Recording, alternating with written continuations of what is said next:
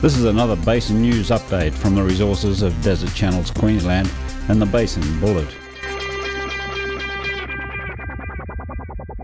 With the re-election of the Queensland State Labor Government, Premier Anna Bligh is committed to meeting her election promise of placing wild river status, that's a form of legislative protection, on the Georgina, the Diamantina and the Cooper river systems. Only a few days after the election win, wild rivers was debated hotly in the tiny siding town of Torrens Creek. It's going to show they're a very big shitstorm controversy for everyone up to the top end of the catchment. We're struggling now to get through the level of bureaucracy, so to increase the amount of bureaucracy we have to get through and the amount of legislation that we would have to handle, yes, we just don't want it. On Wednesday, March 25, the Coopers Creek Catchment Committee held its first meeting of the year at Torrens Creek in the upper catchment. The committee is not taking a position on the Wild Rivers debate. Bruce, we're a forum for a whole of catchment views from the top of the catchment to the bottom, and there's very different views. We are a voice, we are the ears, we're a conduit. So we're the forum. We want to hear what people have to say, so we're not taking a stand. I mean, there's people in our committee who take a stand, but we want to listen to hear what people's views are, so that's what we're on about at the moment. Bill Bode has spent his life in the upper catchment, and he's firmly against wild rivers. I don't think there's any argument in their favour, because the regulation we've got going now in Queensland, we're regulated up above our eyeballs. And the way the government's going now, we're going to be regulated right under the ground. So I don't think we've got any worries about the big bloke taking over the country, because it's not big man's country, this water. There's not enough water in it. It's only small amounts of water that could be available, and I'm sure is available. The Catchment Committee invited Barry Trail of the Pew Foundation to discuss how philanthropic investment will affect Western Queensland, and in particular his understanding of the Wild Rivers proposal. The Pew Environment Group was certainly pleased to get that commitment from the government, but the devil will of course be in the detail, and one of the things we were most pleased about is the government's agreed to do a special amendment of the Act, so it relates specifically to the Desert Channel rivers, the Diamantina and Georgina, Coopers, so that protection that goes in place will be specially designed for that country to look after beef, to look after tourism, to look after all the industries in place, and also, of course, to get the protection for the rivers that are needed in the long term. They talk about you can do what you can do now. Well, some people run very good shows now, but unfortunately not everyone does. So I don't think Wild Rivers is going to deliver that sustainable agriculture.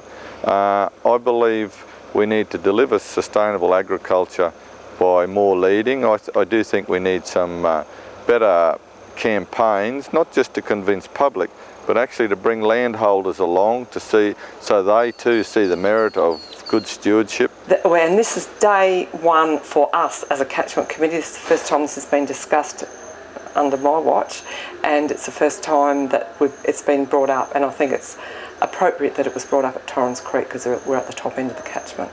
The two sticking points of the upper catchment landholders emerged as a fear of increased legislation and the right to have small-scale irrigation projects for landholders.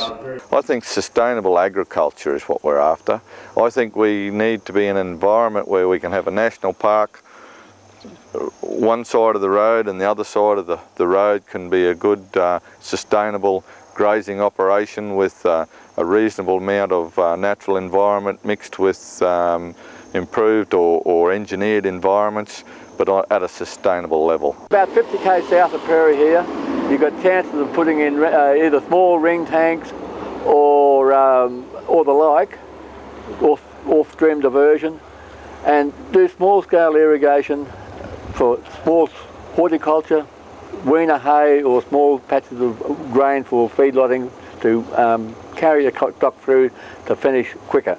The trick with someone getting a modest irrigation proposal is where do you set the boundaries?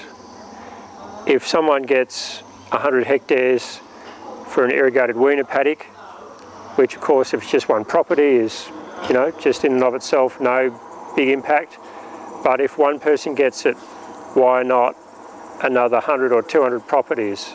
And of course, once you start building up that scale, it starts to impact on the river. It starts to, of course, impact on producers downstream. That's what's of concern. So the debate is centred on the right for landholders in the upper catchment to have the use of water that falls as rain on their properties, as opposed to the channel country graziers and environmental requirements that need the floods from the northern rain to drive the river ecology of the lower catchment. All depends where you live in the catchment. If you live at the bottom end of the catchment, you most probably may be in favour of it in some form, and if you live at the top end, you most probably are against it in some form. So yes, it is going to affect the catchment.